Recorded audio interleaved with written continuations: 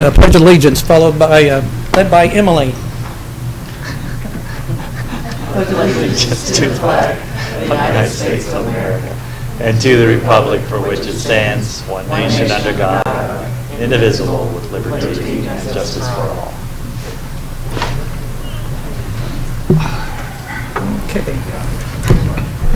Okay, first order of business is roll call, please. Fitzwater. Graham. Present. Hensley. Present. Hussey. Here. Kimna. Here. Mahalovich. Here. Prather. Here. Schreiber. Present. Ward. Here. Wiseman. Present. Okay.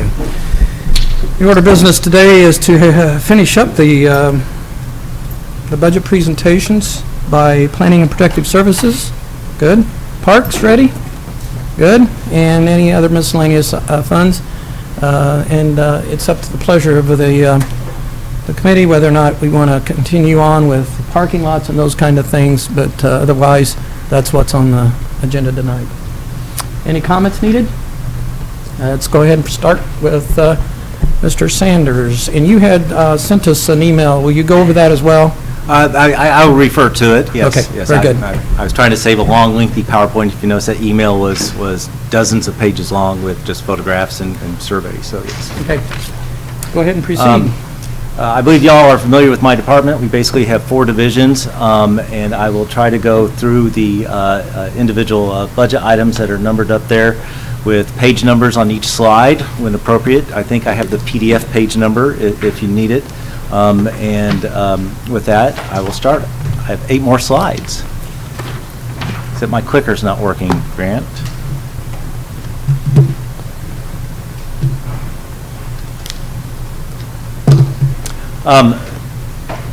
First of all, we are planning protective services. Overall, our budget's about $2.2 million. We have about 23 or 24 staff members. Most of our expenses are personnel expenses, 87%, and there's 2 contracts that I will talk about later, the yard compost contract and the cemetery maintenance contract that is part of that 87% you see up there. Most of our 7% exercise budget cuts, and I will go into detail with these later, were basically from certain programs. All of the non-grant funded divisions, we did make cuts to material supplies, advertising, some of the smaller office supply type budget items, and then most of that were in those other large items there. Administration, administration basically is myself and 1 other staff member, excuse me, 2, I can't count tonight. 93% of our budget is personnel services. We were able to reduce about $1,400 out of miscellaneous supplies and things like that, as noted in the budget. We do have 1 pink sheet item. Our printer, our color printer, scanner, fax machine is about 10 years old. It is using more costly supplies and it requires more service. There is another a machine downstairs that does the same function, but we share that with Public Works. So if this one goes down and the other one goes down, we may have a hard time. The cost is estimated about $8,000, and a quarter of that could be paid through the MPO. It's an eligible expense, and they do use it about a quarter of the time. Planning and zoning. Planning and zoning staffs the Board of Adjustment and the Planning and Zoning Commission. The Planning and Zoning has a little bit more, 2.7 employees. Most of the budget, again, of the $225,000 is personnel expenses. There's also we pay dues to the Mid-Missouri Regional Planning Commission. That uses probably about another 5 or 6% of the budget up. Therefore, we weren't able to reduce much out of that budget other than $860. Again, sort of miscellaneous items here and there, no major items. And we have no pink sheets there either. Did you care to comment on any of the achievements and things? performance objectives? Most of our performance measures, except for 1 in environmental health, pretty much stayed the same. If you would like, I could address any particular one. it looks like some progress is made on a few of those, so I didn't know if you want to comment on that. Overall, we're staying steady or trending up, but there is one that I really want to make note of under the environmental health Okay, department. when we get there, okay. Yeah, yes, sir. Any questions? Go ahead and proceed. Okay, thank you. I'll find my notes too, so I don't get through here in 5 minutes or less. The planning and zoning folks, I mentioned they staff 2 boards. They perform several code amendments. They do long-range planning right now. We are appreciative of the council's action a couple years ago. We got a new staff member, and she's been supporting the development of the comprehensive plan, and also 2 of the South Side implementation projects, some of the major rezonings that we did earlier this year. She also has been important in supporting the historic preservation program, just due to the amount of workload and some of the changes in staff. We had a staff member leave, and she's been helping us with some of the planning activities in that division also. Some of the other achievements, or I guess they were things that cropped up, that was the small cell tower, the 5G cell towers. We've worked with Ryan on getting that through planning and zoning too, and then medical marijuana. So quite often, this group has to deal with sort of things that crop up out of nowhere. Obviously, plan reviews and talking to developers and things like that. There's no real way to gauge how much activity we're going to have in that area there. There were no pink sheets on this item either. If there's any questions, I'd be glad to answer them. Doesn't look like there are any. Is Village of Mikey still, McKee, is it still around? It has been, the state legislature actually changed the law to permit them to be annexed into Holt Summit. Yeah. And they are now part of Holt Summit. Speaking of Campo and the MPO. Yeah, that's why I'm the MPO is sort of a multi-jurisdictional government, not really, but it's administered by the city. But the board members are made up of Cole County, Callaway County representatives, and members from the city council, staff from different agencies and different communities. The membership and the geographic boundary includes St. Martin's, Taos, Wardsville, part of southern Cole County, up in Holt Summit, and what used to be Lake Mikey, and of course South Callaway County. The MPO is 100% federally funded. It is also highly personnel staffed, uses most of the budget. The city portion is about $27,000. Cole County chips in 5% of the match. So the part of the expenses that the city incurs is a match for the federal funds. The MPO performs the long-range transportation planning for the area, and also helps Jeff Tran with some of their transit planning activities. The recent study that was done for that triggered off some of their changes was something the MPO did. Yes, sir. On the MPO, there's a line item for maintenance agreements, and current budget request is for 2070, or the mayor approved budget is 2075 in that line. Actuals for 16, 17, and 18 were between 525 and 686. Is there a new deal that we're locked into for something? I don't recall. There was something with the maintenance, Margie. Do you recall if that was the scenario planning software moved from one category or to another? Or was that a finance calculation? It is a finance calculation, but I'll have to look to see what got added there. I think wasn't there some new software for this area? Yes, ma'am. It was I think it's InDesign, some graphic art software. That's it. To help support the long-range transportation plan that we just finished up as one of our major activities. That's the increase. So we think that's going to take us up to needing all 2075 in that? I think it's an ongoing license, if I'm not mistaken. So and then even though you said this was all federally funded, but the dollars in here are city dollars, right? Or are we divvying up how to spend federal dollars? This is the total expenditures, and then we have a revenue line for the 80% that the feds, reimbursement based, so you have to spend it Okay. first and then get reimbursed. And so there's a line in the revenues for the federal piece and the Cole County piece. And we bill that every quarter. Great, thank you very much. One thing that we're planning on doing next year, it's using a lot of the data that we use for our long-range transportation plan and travel demand model, is we're going to do a thoroughfare plan for the whole area, which includes Jeff City, obviously, and that's going to be a component of our comprehensive plan. So quite often what the MPO does, the member jurisdictions leverage quite a bit. Thank you, Grant. The next item, redevelopment and grants, that is also referred to as neighborhood services sometimes. They administer a city program, the Neighborhood Reinvestment Act, which includes down payment assistance, commercial facade program, the rental facade program, and whatnot.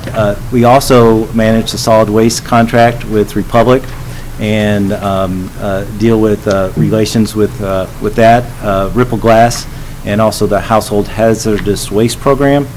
That's something else we administer. The Historic Preservation Commission, so far this year, we've been getting 2 grant-based projects off the ground and wrapping up this month. The Historic Preservation Plan and the Circle Drive architectural study. And then we also, I believe at the last council meeting, we have a new grant for doing some structural analysis for the downtown area. So we administer that and administer those grants and those projects too. The budget is 51% personnel. The reason for that is those programs I mentioned, the commercial facade, the down payment assistance, and the rental facade. Those are areas where we actually took some major budget cuts. We did find $2,600 in material supplies and whatever that we felt we could cut. The residential down payment program, we felt that was one of our more valuable programs and did not want to cut that much at all. That is where we help homeowners with down payment assistance in basically the Old Town area. So helping convert vacant and rental properties to home ownership helps us overall in terms of reducing property maintenance issues, and also helps out in several different areas like that. The commercial facade program, we reduced that from $30,000 to $20,000, and the rental facade program, we went ahead and just sort of knocked that off altogether. Sometimes with that program, we don't always have participants, and we would roll that extra money into the commercial facade program. These programs, by code, are dependent upon available funding. So I'd like to make note of that, but that is all city funding on that. We did, due to the increases of activities on the historic preservation plan side of things, and the demolitions are taking a lot of effort. We often will get an application for demolition. It may not be thoroughly completed, so we have to do some work, some research. When was it built? What's the historic aspect of it before it's brought to the Historic Preservation Commission for consideration of what they want to do with that. Another pink sheet we had in there, ironically, was an increase for our residential down payment assistance program, because we really like that program a lot. So we ended up cutting something we asked for on a pink sheet. So hindsight's wonderful. Yes, sir. No. Yes. The other side of that is the Community Development Block Program. Grant, could you go to the next one, please? Yes, this is HUD funded. This is 100% federal. It's an entitlement. We get it more or less automatically as long as we kind of keep our nose clean and do what we need to do. It's the number up there in the budget is $218,000, but they basically tell us our yearly allocation. Like for 2019, we were just notified a couple months ago. That's why we're updating our consolidated plan. We have a public hearing, I think, soon on our annual action plan. But we will do a budget adjustment for about $300,000 total when appropriate, probably after we get the budget approved, and I think traditionally we do that at the beginning of the next fiscal year. Those are some of the programs up there. A lot of them help low to moderate income families, and basically the 3 census tracts in the core of the town are where eligible projects are.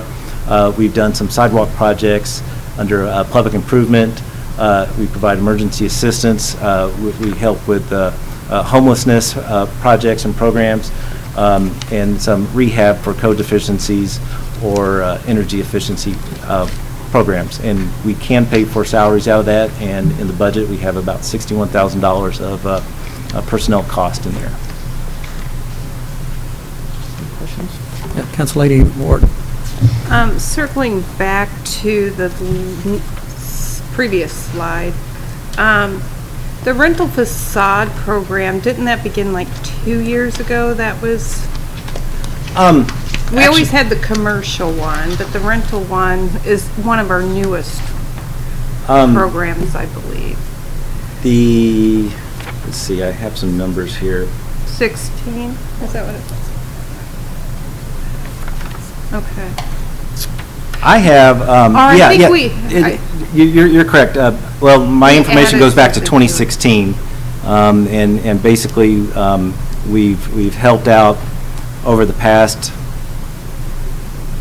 4 or 5 years about 11 properties. See, that was my next question. How many since its inception Yeah. have we helped? Yeah, I think the most recent one was the one across from the prison down on East Capitol Avenue. Yes, which got a golden hammer last Yes, weekend. yes.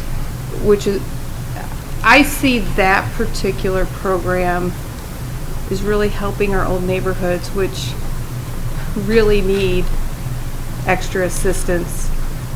In particular, our rental properties, our rental stock, the condition of them. So I would really like to see either it split or the 20 grand moved to that program versus commercial. Just Staff mine. certainly would not object to any sort of massaging that dollar amount or increase it as you wish. Thank you. Thanks. Any other questions? I'm sorry. You're still on this. Yeah, Okay, go ahead. I'd still be on for my other budget items. But on this 174, page 174?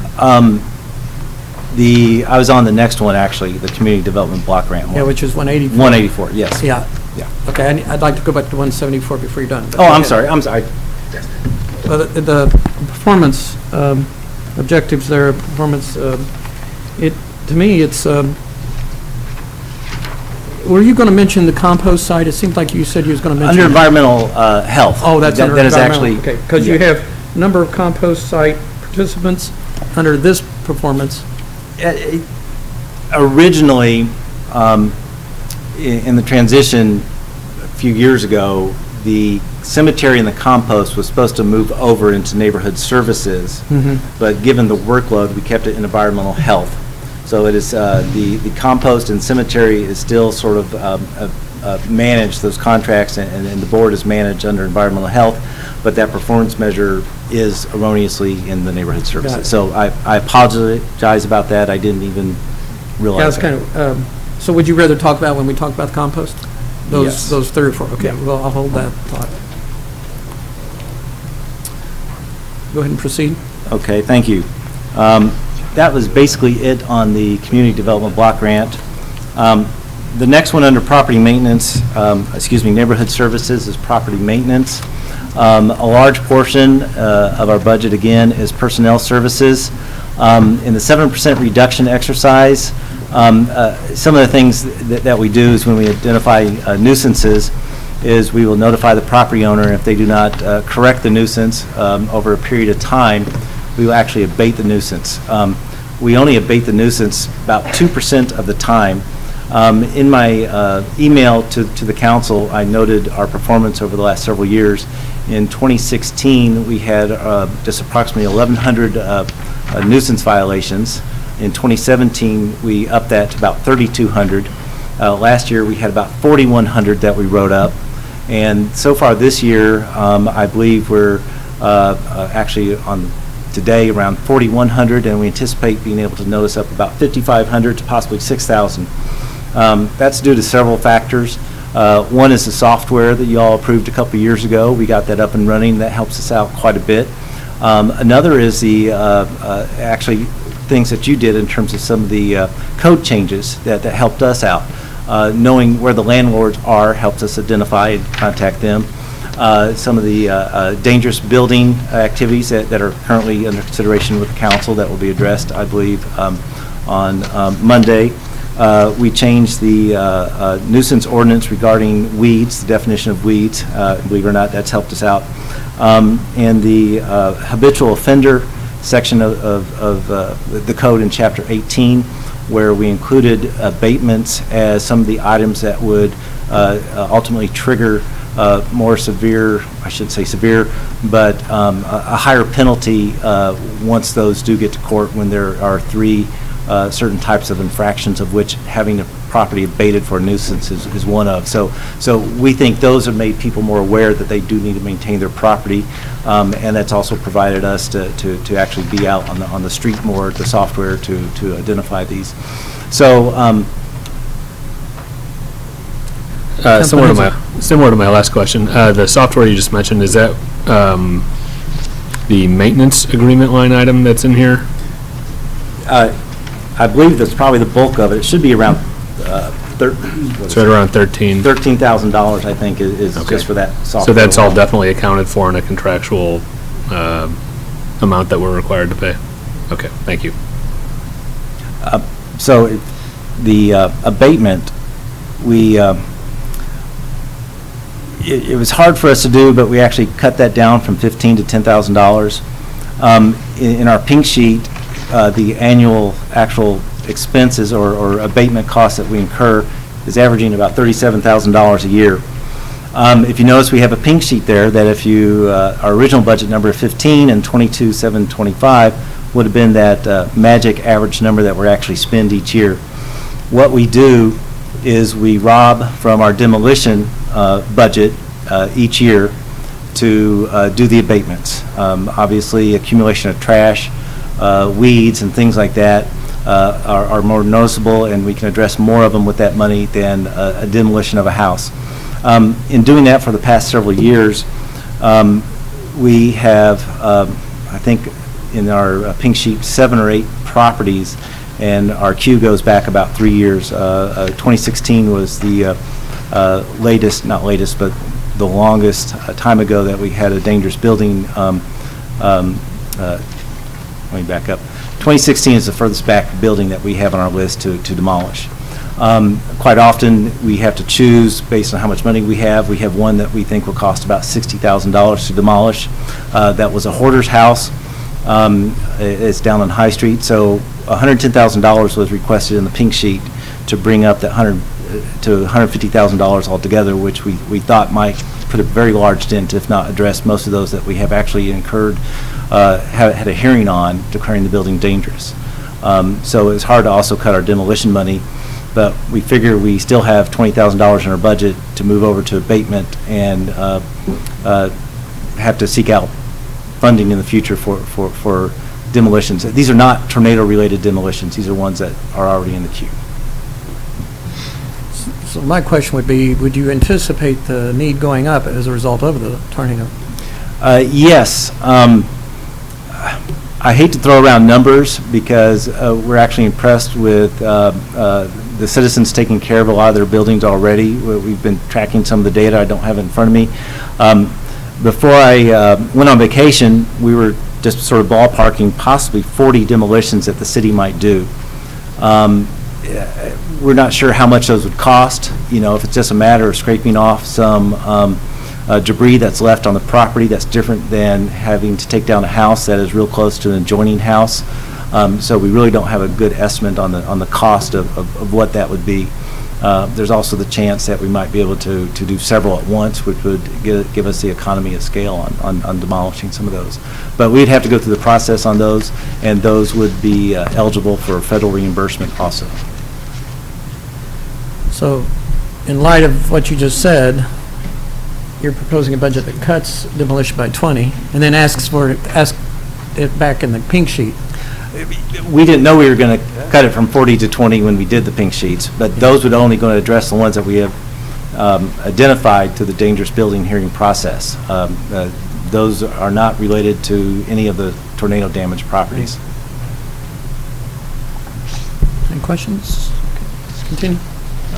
Also on our pink sheets, one thing that relates to our performance on our code enforcement activities. We were requesting changing a position to a property inspector supervisor. Right now, we have what we kind of define as a crew leader. All the property inspector twos could be crew leaders, the way the job description is written. Before the class and comp study, we did have this position. It was an 18. We believe what happened was between the class and comp study, that position got vacant, that person left, and after the study or somewhere into that transition, we hired someone in as a property inspector. So I'm not sure really where that position went, but it would be something that is beneficial to us in terms of offloading some of the managerial responsibility from Jamie in Neighborhood Services, who has her hands full with all the recycling and the historic preservation activities and things like that. And so that is one I'd like to make note of, in addition to an additional property inspector and more demolition funding and vehicles, which certainly we are able to use police cruisers that no longer are useful for the police department. Any questions?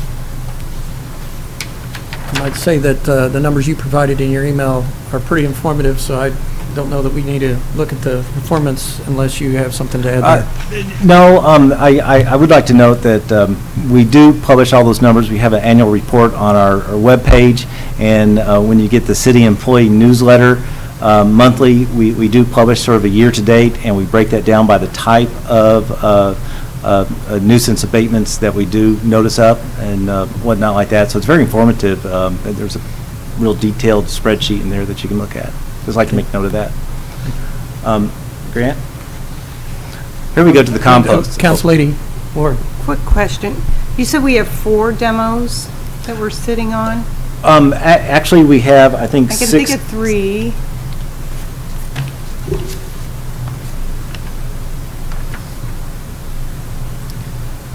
I'm going to get to my pin sheet here. One on Jackson, one on Washington. High Street, St. Mary's, 1421 St. Mary's. I want to be sure I don't quote some of those that are going to be done through the...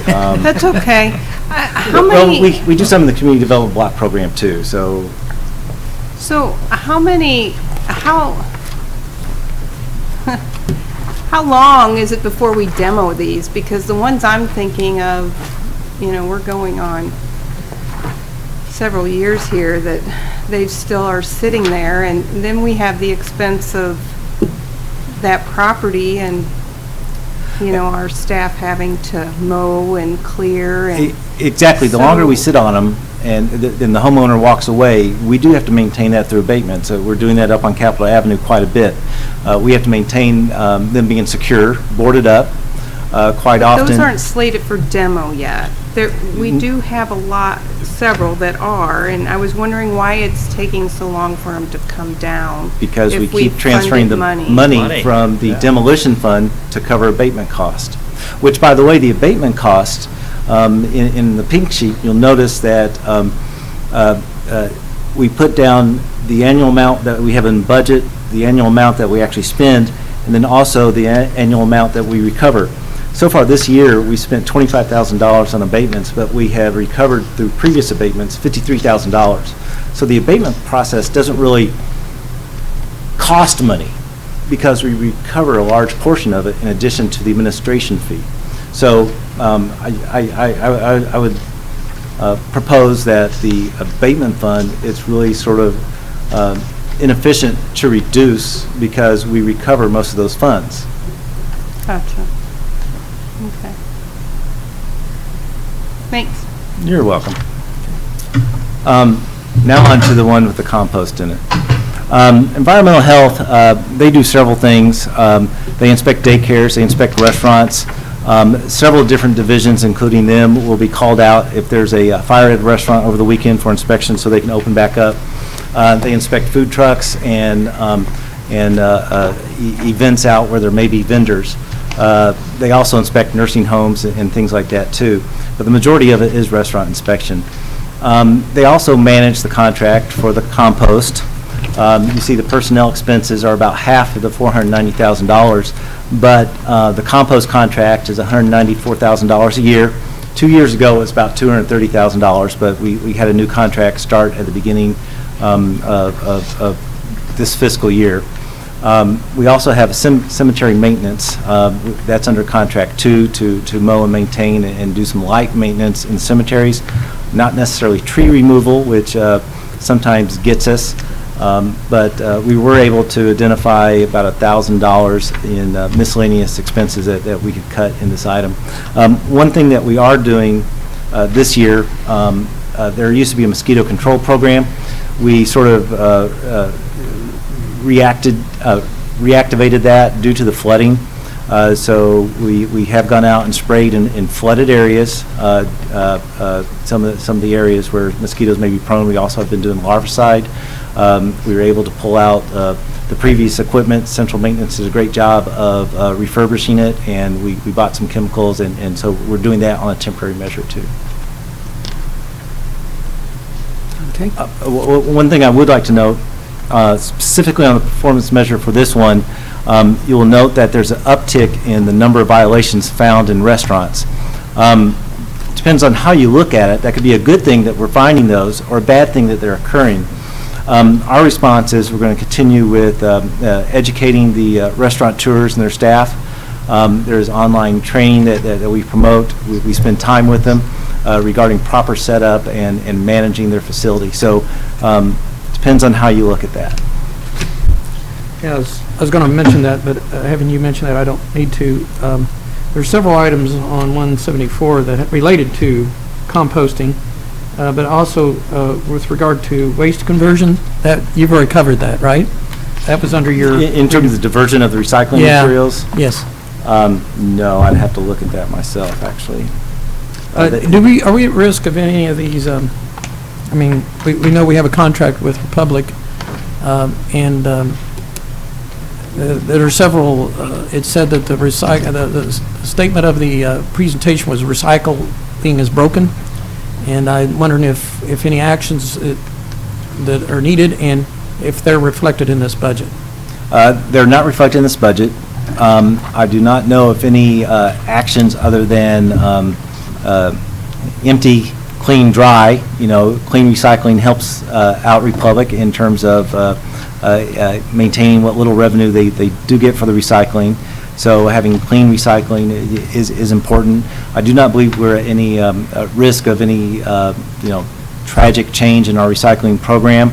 I believe just ancillary that the aluminum side of things, which is their moneymaker, and then probably the paper, because we process both of those in the United States as opposed to plastic that goes overseas. I do know in some areas there have been tragic cuts in the recycling programs. I heard of one the other day. I can't remember where, but they're losing 7,000 jobs, 700 jobs in a major metropolitan area due to their canceling their recycling program. I think that's out west somewhere in Southern California. Any questions? Proceed. Building Inspection Division, these are the folks that review components of various plans, including the building plans, for accuracy, correctness, and make sure they're stamped by an appropriate engineer or architect. They also go out in the field and do the inspections, so they're very important in new construction. One example would be what I discussed in my my rough notes that I sent to y'all that I was going to do a presentation on. But on the mechanical side, there were several life safety things that were identified. One of them being with the tornado recovery, the covering up of gas exhaust vents by roofers, and so that the carbon monoxide would actually stay in the building, and several other instances of inappropriate installation of mechanical systems, HVAC systems, chillers, things like that. But what we also find all sorts of things that can be corrected out in the field by the construction crews doing the work. So the inspectors are a component of helping life safety issues and quality of life issues, as I'm sure no one would want their air vent here, their intake vent here, as in some of those pictures I showed you. So we catch all sorts of things like that. Most of our budget is in personnel. We have very few supplies and very few other expenses, but we were able to cut about $2,000. These folks have been doing a remarkable job as part of the tornado recovery. I think I mentioned before in a previous meeting that their workload has tripled in terms of number of inspections due to tornado damage and building permits being issued. We have yet to have to call in. We do have a part-time building inspector waiting in the wings, so to speak, that we have yet to call in. And we are also talking to the City of Columbia about helping them offload some of our work in terms of plan review if we're needed to, if we need to do that. So these folks have been doing real well in terms of continuing to go above and beyond in terms of the inspections. And they've been catching a lot of folks without business licenses, without building permits, and making sure the work is done. So I'm very proud of these guys. I kind of mentioned the mechanical inspector. Ironically, our plan reviewer is a very well-versed and experienced mechanical inspector that we were able to steal from a city to the north of us a couple years ago. We utilize him for what mechanical inspections we do. You saw those pictures. He's the one that took those photos. But he is focusing on the plan review side of things along with Larry. So we do call him into duty when one of the other inspectors sees an issue or there's a large major installation of HVAC systems. Some of the other requests that we're asking for are dues and publications. We'd like to get some new versions of the building codes and start reviewing those for possible consideration of updating. Assistant building official and some other jobs there. One that would really help out is the customer services rep or intake clerk. We feel having another person up at the front counter there with Ellen would help in times where perhaps she's off for leave. I calculated that she could actually be off of work with leave and things like that a couple months and even going to training and things like that. We do watch the front counter. Public Works helps us out and other staff helps out, but quite often some of our staff in the back have to come up and help with permit intake.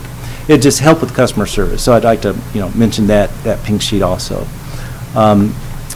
And we also had a couple vehicles, excuse me, no, not on this one. Another thing we'd like to explore down the road is software, similar to what we've done with the property inspection folks.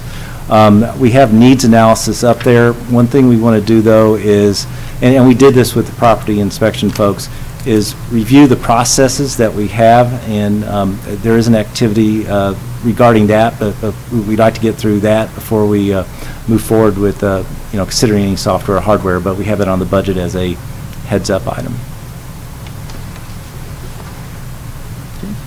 Any questions on that? Okay.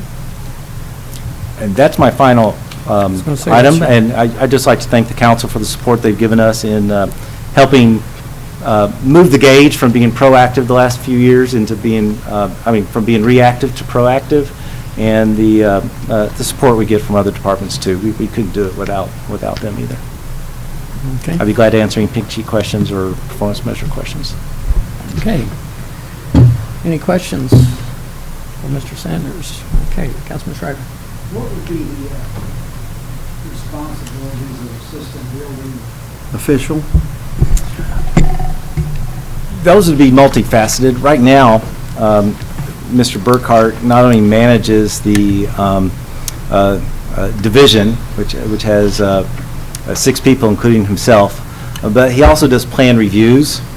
We have a plan reviewer, but Mr. Burkhart is an engineer and architect. The plan reviewer has experience. He's multi-talented. I don't mean to demean any of my employees in that regard. They're all good. The assistant building official would help with some of the managerial issues, offload some of the plan review issues, let Larry kind of work on some of the proactive kind of things, the building codes, getting the processes more efficient and things like that. Also, it would allow us some depth. The current building official is eligible for retirement. So that would allow us a person to kind of help transition in the event that he did decide to retire.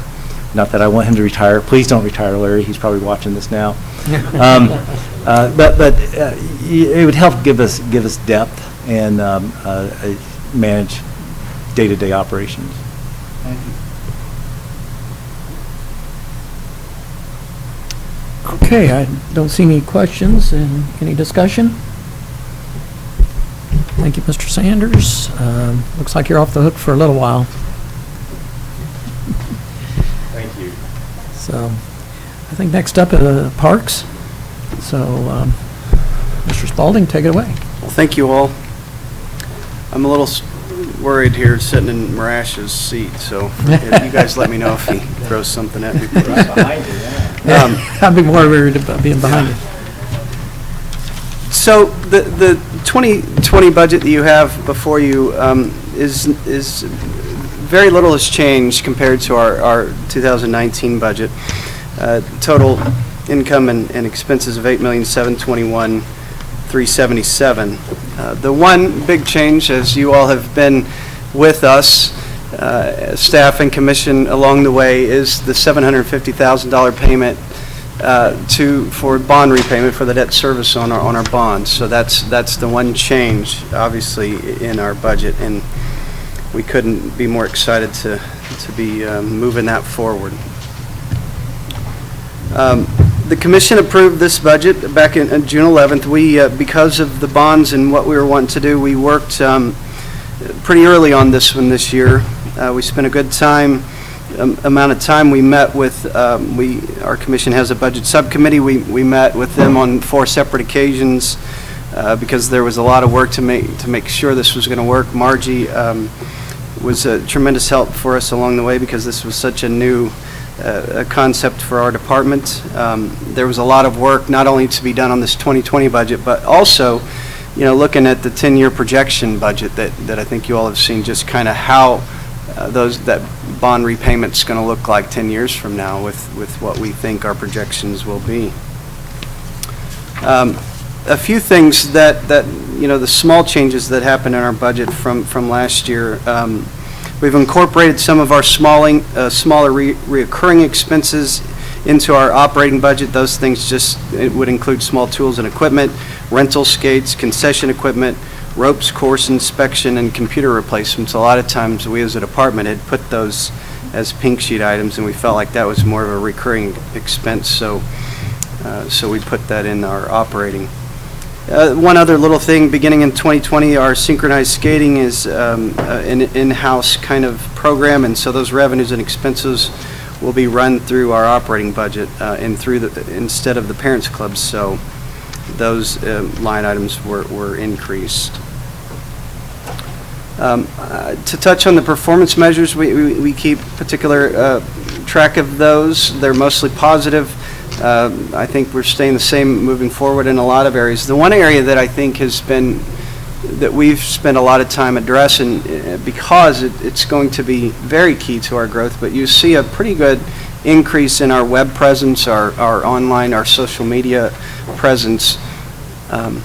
That's the first place that our constituents look when they want to see programs or park-related things. They're going there first. And if they're not getting there in a quick hurry, then we're losing them. So we've paid some real special attention there. Pink sheets, because of where we're at with the bonds in our master plan. Oh, sure. Yeah, I have a question about one of the performance objectives, which I think is kind of interesting. Your percent of program and facility cost recovery on user fees. You hovered around 55% last year. Now you're up to 63% so. There's a more of an effort, it looks like, to collect user fees for cost recovery, which is, I'm sure pleases the commission. It's been a focus of ours for sure, and we really, that's going to be certainly the key moving forward. We need to be, realistically, we need to be around 70% is where a healthy department is, a healthy Parks and Rec department. So that's kind of our goal, and I think we're making strides to get there in some areas. So. Did you say 70%? That's kind of our goal, yeah, department-wide. Okay. Yeah. A few of the pink sheet items, like I said, we're not doing a lot because of our master plan implementation, so really not a lot of pink sheet things. The one area that we did want to put some money into this year was our outdoor rec area. That's a new area for us, and it's an area that's has a tremendous potential for growth. Our outdoor ropes courses, the different programs that we have at Bender and some other parks, we wanted to put a little bit of money into that, so I believe around 16,000 or so we put into, in pink sheet items, into our outdoor recreation, as well as a little bit of funding in our link pink sheet items. We funded some futsal goals because we found we borrowed some goals last year to try a tournament here, which we've never had a tournament at the link. We borrowed those, and it was pretty successful, and we think we can have more. So we thought it'd be good to purchase those, as well as basketball goal adjustments for some of the younger age group tournaments there. And really, that's our budget in a nutshell. I didn't want to spend too much time, but like I said, not much changes except the bond, so I'd be happy to answer any questions. Councilman Prather. I had a question. I was looking at the sales tax increases from 2016 through 2018. It looks like about 1%. Then it took a dip in 2019, and then from 2019 and now went up about 8% on the sales tax. Is there? Can you or Margie explain the big increase? Margie, you want to hit that one? What page you on, Councilman? Yeah, it's 340. Well, it should mirror the same percentage increases we experience in our general fund sales tax. I think Margie, wasn't there one year that we had gauged the increase on the previous year's budget instead of the actual, and that's where we're catching up this year, I believe. But you're talking actual to actual to actual, correct? 2019, well, actually, 2019 adopted is what I was looking at. Yeah. And then mayor approved budget of 5.7 almost, so that's. Yeah, so what Todd said is correct, that $5,250,000 was based on a percentage growth over a flat $5 million instead of looking at the actual over the last couple of years. Okay, so we're pretty comfortable with that number then? Yes. Okay, thank you.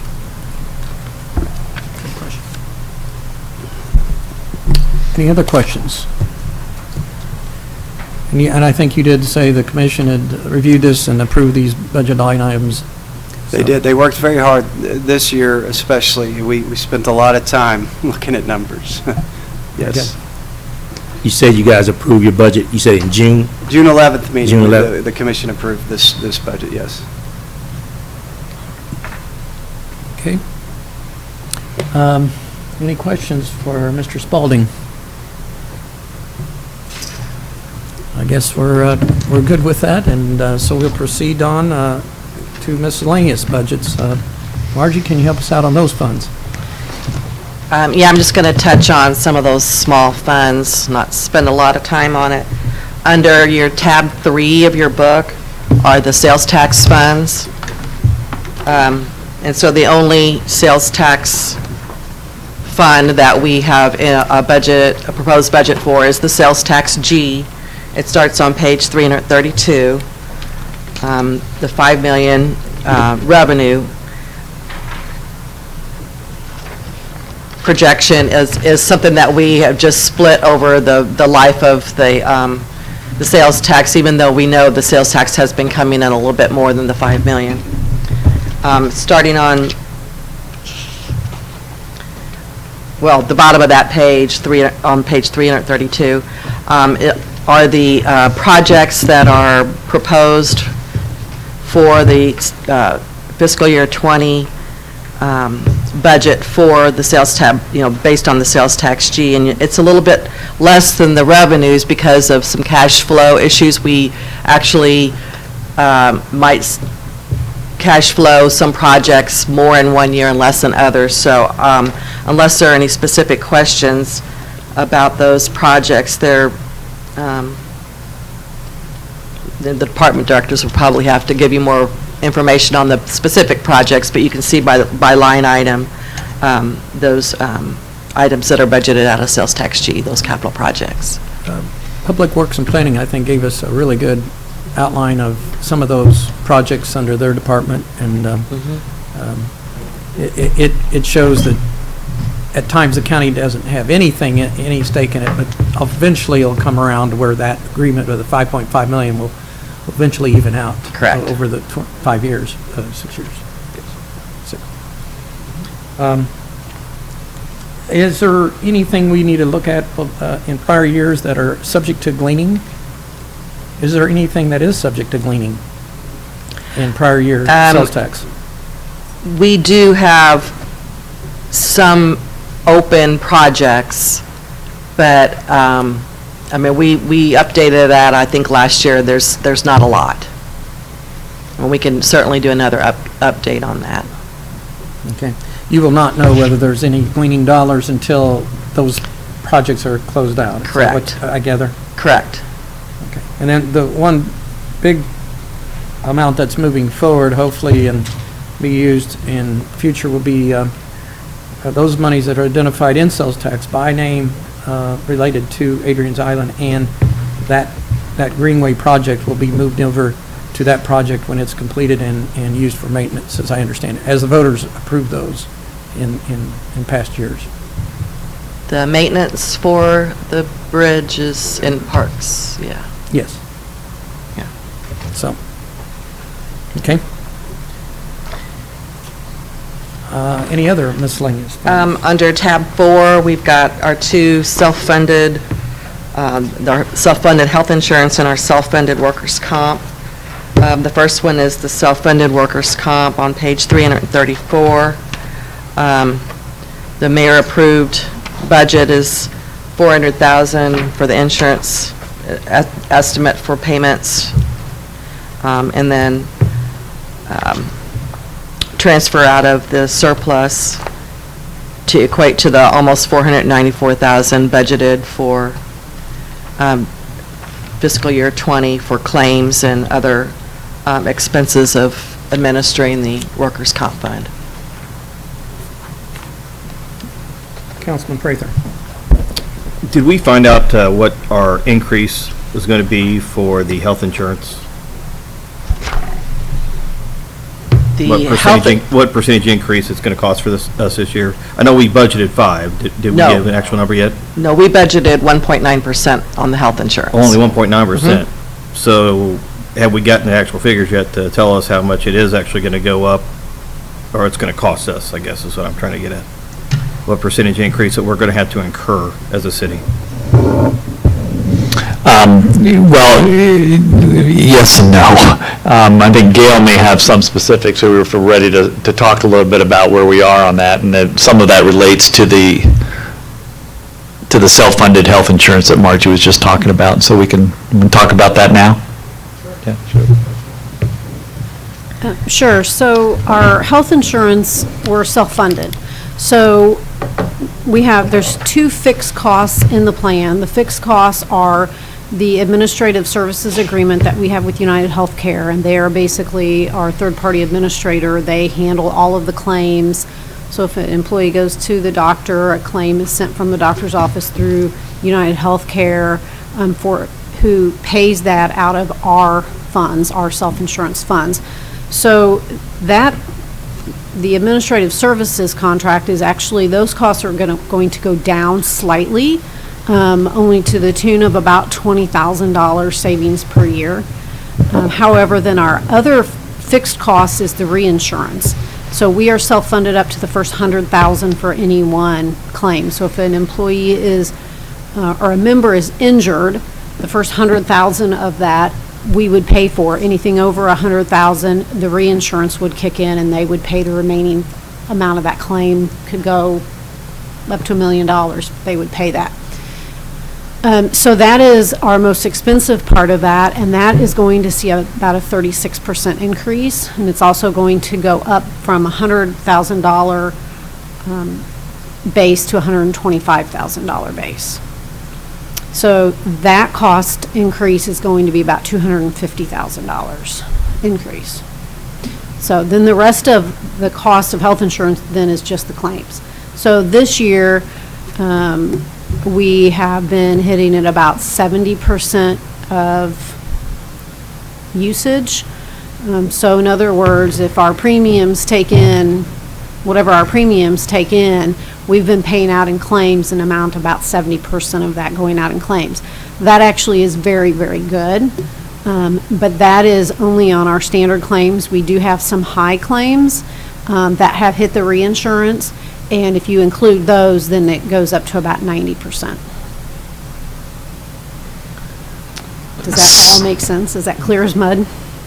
Yes, clear as mud. As far as health insurance goes, the cost, I guess you could say, is probably driven by, the increase is probably driven by our experience. It is, and kind of what we anticipate then. So we have, when we first went self-insured, our rates were established as a recommendation from United Healthcare that said, given this plan, this is what we would recommend your rates being.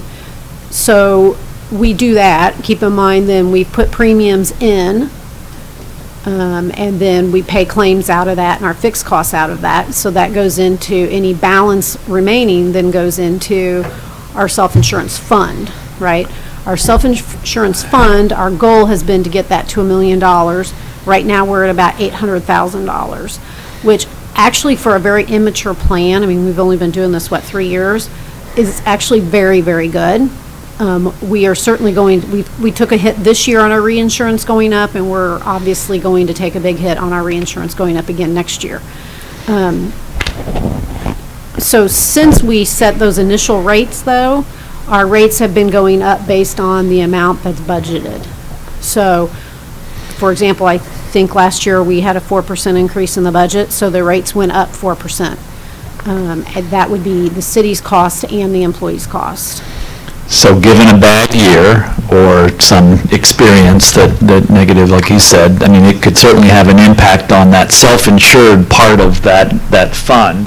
Mm-hmm. And, we have to make some adjustments there and hopefully not have to come back to council and continue other adjustments there. But just, the experience piece of that, and like Gail said, we had a couple of good years and a couple of bad years, and that's kind of what that fund is for. So there is a cost associated with it, and there is an increase.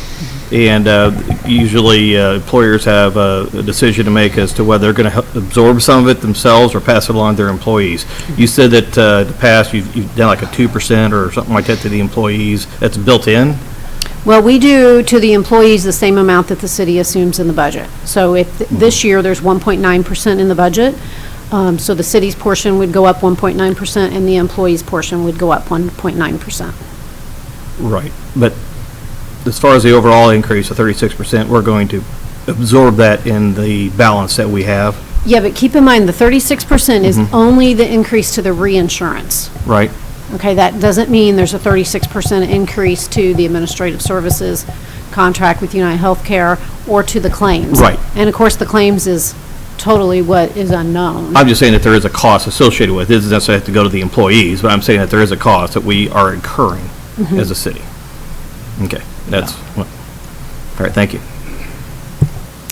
If I can just add, we do have a resolution on the agenda for Monday night at the full council meeting to accept the renewal agreements from Sun Life Reinsurance for the reinsurance and with United Healthcare for the administrative services agreement.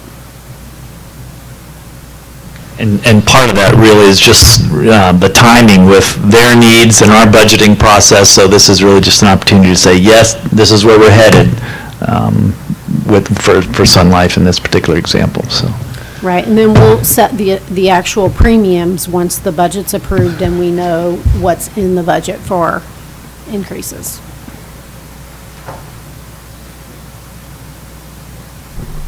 Any questions?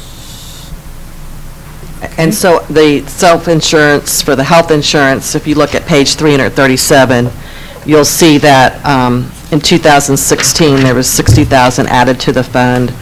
Then in 2017, 572, which is, the premiums, the revenues, less the claims. So this means that we had fewer claims than the premiums that were collected in those 3 years. Seeing that actual. And the approved budget here doesn't reflect those, the insurance payments, the claims amount, because those are in each one of the department's budgets under group insurance, under personnel services. So that's where you're going to see the budgeted amount for health insurance. And if I could, I just want to mention again what Margie just pointed out and Gail mentioned earlier, is that the self-insurance fund, the intent of that was to help stabilize some of the increases that you may see a big increase and a smaller increase, less of an increase. So the self-insurance fund, hopefully, the intent of which is to get that built up, but also to be able to take out some of those spikes or be able to minimize some of those spikes, which is what that, to me at least, points out that it's doing. Now, experience is a big part of that, what happens with actual cases, health cases. Along with that, I'm sure that Wall Street's probably recommending, or the insurance company's recommending, a certain level we need to keep in that fund. Yes, they do recommend the $1 million, which is kind of what has been our goal since we established the self-insurance. And we've been trying to get... Not immediately, but in the long run. Right, to get there, yeah, you can never, well, I don't know, maybe some organizations can, most organizations can't immediately fund that kind Right. of balance. Okay.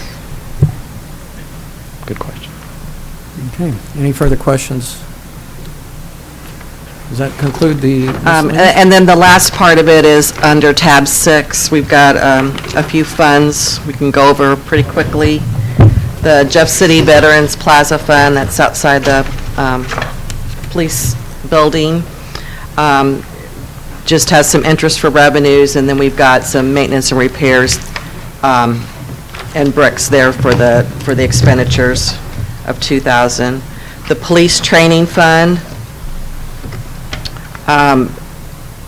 the $30,000 under expenditures is used to for police training, to enhance the police training that's also in the police department budget. The lodging tax is where we have this fund is... I have a question about the police training fund. It seems to me that there was a percent of something collected every year, and that we kind of wiped that out a few years back. Are we building that back up? And explain that mechanism, because I kind of forgot. Yes, so that's a part of the court cost. I believe it's $3 per citation. The court forwards that a certain amount to the state, and the state returns $3 each to us, and that is slowly growing. Are we building up a fund as a result of that, or do we spend it as soon as we get it, pretty much annually? We build it up. Okay. That's our intent. As you said, a few years ago, we were required to kind of spend it down, but now I think we maybe receive $5,000 or $6,000 annually, close, something like that, so we're building it back up slowly. Okay. Thanks for the history lesson. I forgot that. Okay, proceed. The next tab is the lodging tax. So it's estimated to pull in $1.2 million. The city retains an administrative fee, that's the $26,000 there, and then the $504 and the $672 are transferred to convention and visitors funds for that 3-cent and 4-cent tax. Okay. By the way, their census have been really good last few months. They have. The City Hall Trust Fund is next. No budgeted expenditures for that. The only income is some interest income allocation. The USS-JC Submarine Trust Fund, nothing budgeted for that this year. It also only has income of the allocated interest. The Woodland Cemetery Fund, we've got, we did increase the cemetery maintenance to $7,700 for FY20, just based on the fact that we had some growth in the fund, and also some trees that probably need to be taken care of in the cemetery.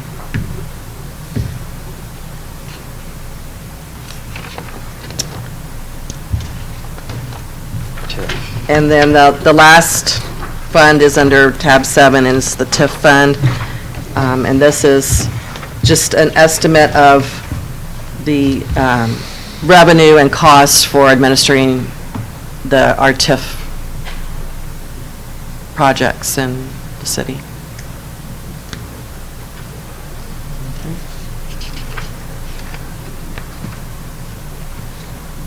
That's it. Any questions on any of those? Yes, Council Lady Weissman.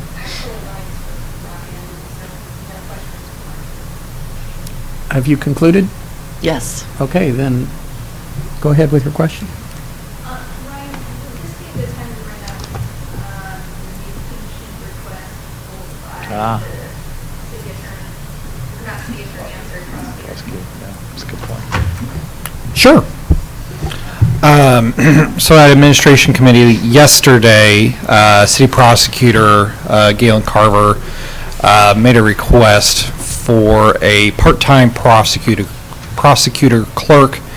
I think we were working on the final numbers of exactly what that would be, but the Administrative Committee referred that to the Budget Committee for its consideration of that request. The request came in from the City Prosecutor kind of after the pink sheet process, and so we're kind of catching up. So essentially what the prosecutor is looking for is a part-time prosecutor clerk to work about 2 days a week. We're pegging at an administrative tech position to work that job. What were we saying the rough ranges would be? Annual cost. About $15,000. About $15,000 to fund that. Essentially, there are administrative tasks related to the prosecutor work that largely were done by court staff previously. And with changes to state law regarding operation of municipal courts and changes to Supreme Court rules regarding operation of courts, new rules require that judicial staff, municipal court staff, be separated from the prosecutor work, and that there are certain types of work that is for the prosecutor and not for the court, and it's not appropriate for the municipal court clerks to be performing prosecutor clerk work. And so for a large part, we believe that a lot of that work is not getting done, and so we are facing, I think probably the best way to put it is that we're facing a situation where the prosecutor is not working as efficiently as possible. And so she has requested that she be provided a prosecutor clerk. We brought up a few meetings ago that the prosecutor, which used to be under the municipal court budget, is now under mayor council budget, getting paid out of the same funds that the mayor council gets paid out of. That change also is due to changes in state law and Supreme Court operating rules. And so this is kind of a continuation of a theme that we have seen taking place over the last few years, where you are really separating the various functions, the police functions, the finance functions, the judicial administration functions, and the prosecutor function, and having as few places of overlap between the people that do those functions as possible. And so that is why it's because the prosecutor clerk would be working for the prosecutor. I think the likely spot for any type of prosecutor clerk expenditures would have to probably be some sort of non-departmental, either the mayor council or some other non-departmental budget. And so I don't think we have a clear answer on exactly how do we pay for that position. And so part of the reason, probably the main reason, that the administration committee forwarded to the budget committee for its consideration. So about $15,000 annually for a part-time prosecutor Clerk.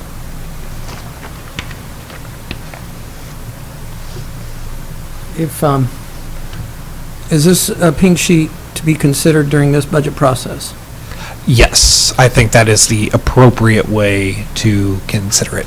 So if it were forwarded to the Budget Committee, they don't meet till the 19th of September, I think. No. No, this. This committee, the Budget Committee, not the Finance, the Budget Committee.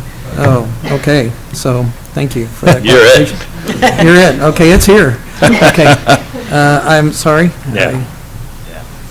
Okay. We'll get you some additional information with the exact. Yeah, we just have to pencil in under the wide sheet, the landscape sheet, that position is being requested through the court. Yeah, we may want to have Margie just update that, and I think, did we have the gloves or something else that was on there, so we could update that for you. Okay, that would be great. Okay. Any other items to be brought forward to the Budget Committee?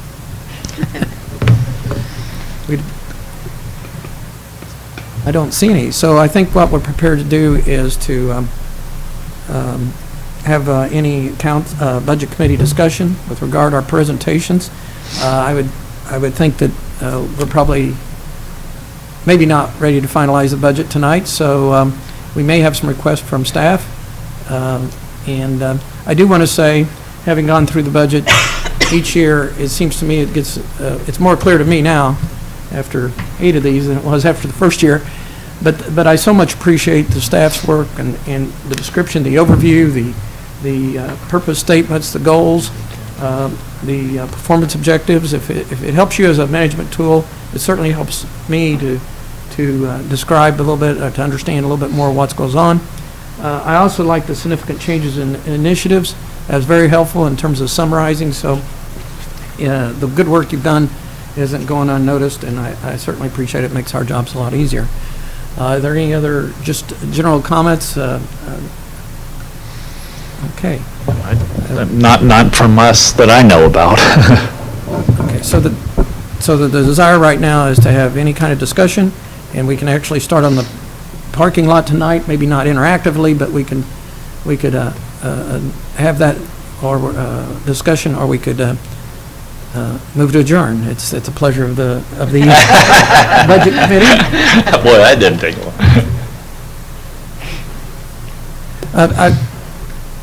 I would say, just as a comment from this chair, and not to use it as a bully pulpit, but this is not a very, to me, the budget in my own mind isn't very forward-thinking in terms of future years down the road. And I just don't, I see 9 police cars needed or 13 this year, 9 this year. And if we don't approve those, then we're going to get double the number of requests for cruisers next year, and that's just one department. So at the very end of last year's budget, we did kind of nod our head that we thought we needed a sinking fund, and that sinking fund is not growing, and there's still a need there. So I know we're going to be covered up with some tornado costs that may eat into our fund balance, and then that triggers you by our policy to have a plan to reestablish a 17% fund balance. So that's not reflected in the budget. If we are to expect FEMA to pay for all of it, or how we're going to get it back to 17%, it's just there's a lot of uncertainty in next year, and you presented us with a budget, I think, that works, and I'm confident that it will work and it will balance, but I'm not sure where it gets us in year 2 and 3. But that's also something else for another council to deal with, and I don't know if you had any comments on that, but I do have concerns about its forward thinking of this budget. I would just add that Margie did provide, an out-year look for, 4 or 5 years, and then, there are more years of that. So, and that certainly has different assumptions based on it. And we're putting together, what we think the current costs are tornado, flood-related, and trying to take a little look at what we may anticipate some of those additional costs. I think that we'll be able to cover a lot of those costs with the existing budget, understanding that something else may not, that was planned, it wouldn't get done. But that still remains to be seen. Clarify that comment, because what I'm seeing out of Public Works and what I'm seeing out of, well, I really don't have a good handle myself on the And overall we're putting cost. together some, So if you say, I just added it up the other day, and I know it's well over $250,000 in Yep. just one area, and that's not counting some signs replacement and some other things, and maybe some other things, and that's only one department. So how is it that you feel will cover that? yeah, I'm not saying we'll cover everything with existing. There certainly depends on, I think, a lot about how much council wants to do and that we have to do. Demolitions are a good example. If there are a lot of demolitions that we need to get done, some of that gets, there's some things that could be delayed. But yeah, there's certainly an impact on fund balance. There can be, depending on, how many kinds of things we get covered and things that may not get done. Some of the hours are already covered. Regular hours, the 8 hours as we might want to call it, and then overtime hours. Well, instead of spending that overtime on something else, we spent them on tornado and flooding related kinds of things. So I'm not saying that there's not going to be any impact on fund balance. I I can't estimate what that would be right now. And then FEMA contributions remain, reimbursements remain to be seen, and then there is a time lag for those. Okay. I think I used this microphone enough.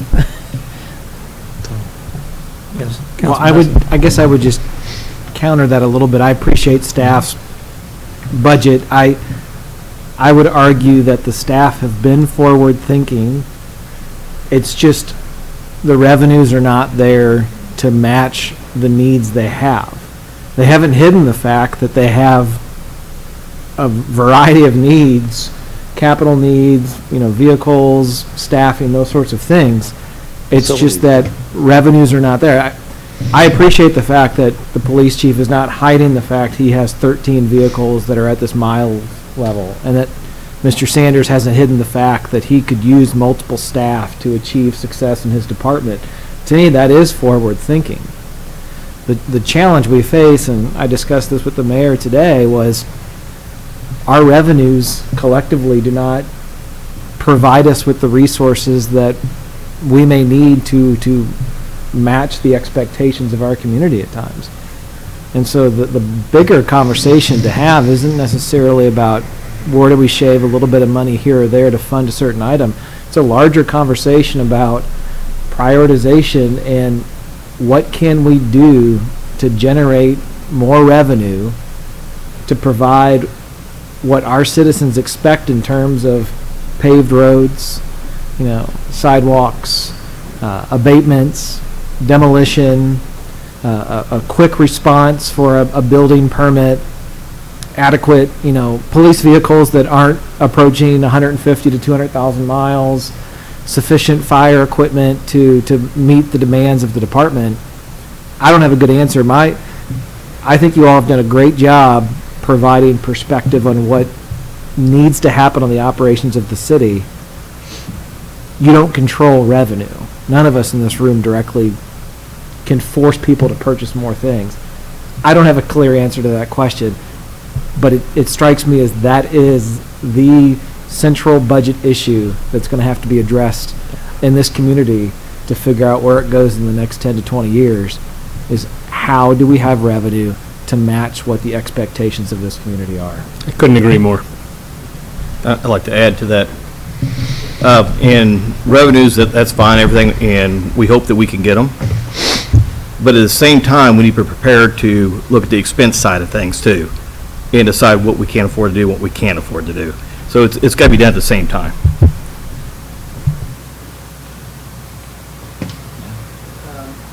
the mayor have any concluding remarks or comments? No, I think you've covered everything very well. I think we've I have to say this before we adjourn. I agree with Councilman Hussey. And I thank staff for bringing the things that they need to this body. That's what this is for. But some of the things I do have some concerns with, and that's like a one-time purchase item. For example, I have a real serious concern about the radio tower. That could have been a one-time fund request for something to serve as for the safety, not of just the citizens, but our police officers. That is very, very disturbing to me, to where that we get to the budget process to ask for a $15,000 radio tower that's certainly has the capabilities of saving someone's life, whether it be a police officer's life or whether it be a citizen's life. And that's just very disturbing to me. So I just want to encourage the department heads to, if there's something that's out there that we really need, and you can't wait to this budget process, bring it before the committee so that we can have that conversation. For example, and I'm using this as an example, I would not wait until, if we had 3 snowplow trucks and 2 of the engines went out, all of a sudden in October. I don't think we wait to the next cycle period to ask for an additional truck. And we know that the winter is coming. Hope we wouldn't do that. So I just want to say that for those items like that, those one-time items, please bring it before the committee, because, like I said, this radio tower, I'm very concerned with. Thank you.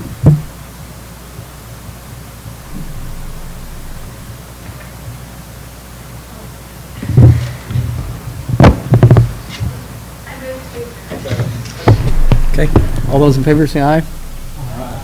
Opposed? We stand adjourned.